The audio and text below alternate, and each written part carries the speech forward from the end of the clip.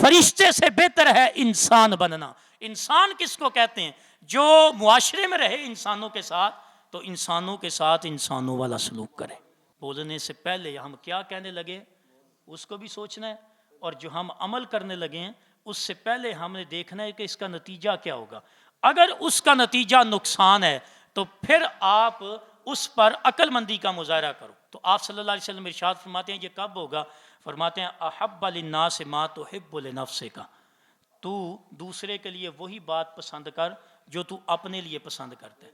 जो ही आप कोई काम करना चाहें तो आप ये समझें कि इस बंदे को कैसा लगेगा, तो उसकी जगह पर अपने आप को खड़ा करके देख लें कि इसकी जगह पर मैं हूँ और मेरी जगह पर ये हो, और जो बात मैं इसको कहने वाला हूँ, जो मैं इसका नुकसान करने वाला हूँ, जो इसके साथ मैं सलूक करने वाला हूँ, अगर मैं इसकी जगह होता और ये मेरी जगह होता, मेरे साथ करता ये वाला मसला, तो मुझे कैसा लगता।